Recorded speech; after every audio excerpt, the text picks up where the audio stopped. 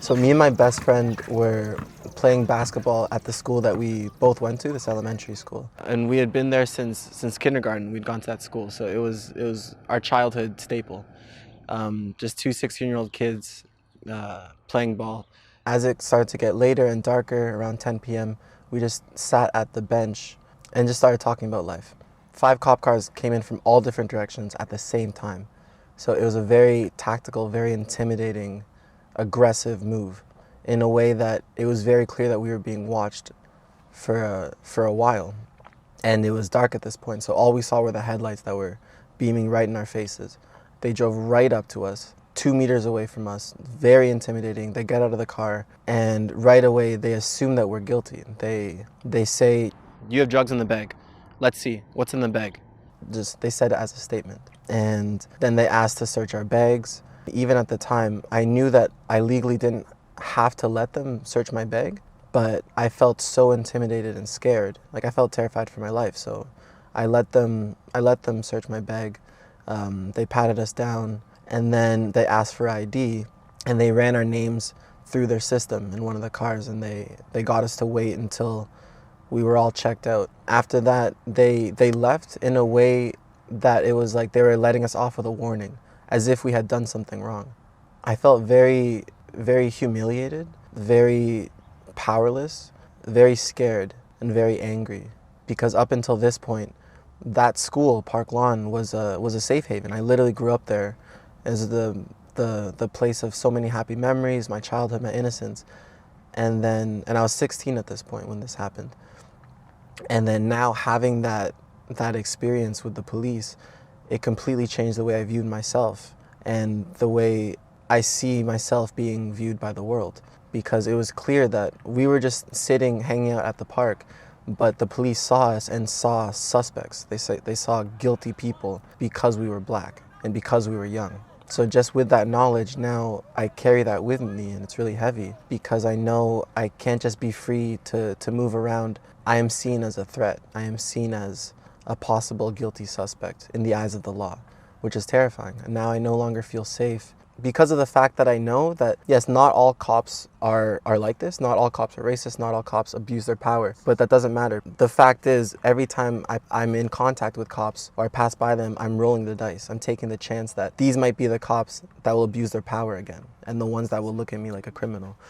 And I was driving to my girlfriend's house. So I was on the highway and driving to St. Catharines. And then a cop follows me for a few kilometers just right at my rear bumper. And I was going the speed limit. The way he was driving behind me, it was like they were trying to get me to speed up. And at this point, I almost had a panic attack on the highway. It was terrifying. Every time I see those lights now, it's just very scary. Even though I knew I wasn't doing anything wrong, I know that doesn't matter anymore.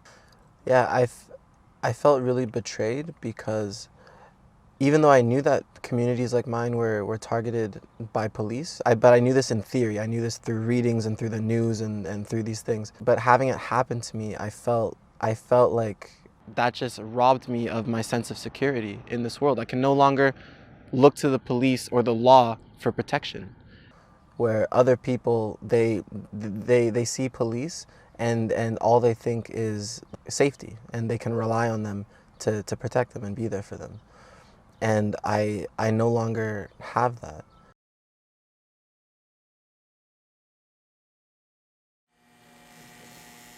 My mom grew up poor, like very poor, and then she like worked her way to be successful. She wanted me to have the same privileges that her whiteness gave her growing up.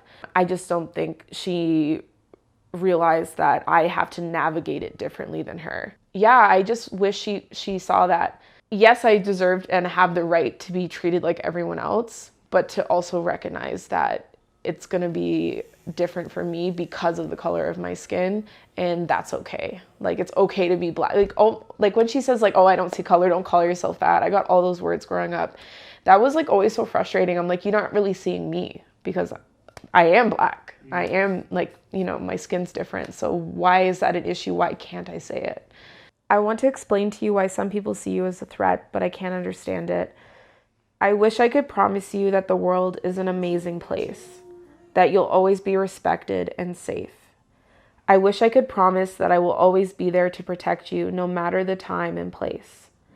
There will be one day I will have to sit you down and talk to you about one of the many things that scares me the most. That one day you could be stopped and questioned based on the color of your skin, how you act, dress, or just being in the wrong place. You'll be told to calm down and submit when fight or flight rises up inside you, when the matter of life or death creeps up behind you. Don't raise your voice. Stay calm. Make sure they can see where your hands are at all times. I wish I could promise that racism won't affect you, that you won't be profiled or misjudged.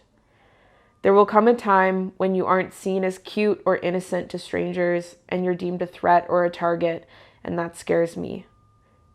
You deserve to be treated with equality, and I hope I can teach you well enough to know your rights and how to navigate the realities of the world when you are older. All I can promise you now is to try my best and to take each day at a time, to cherish these days when I know you are safe and loved.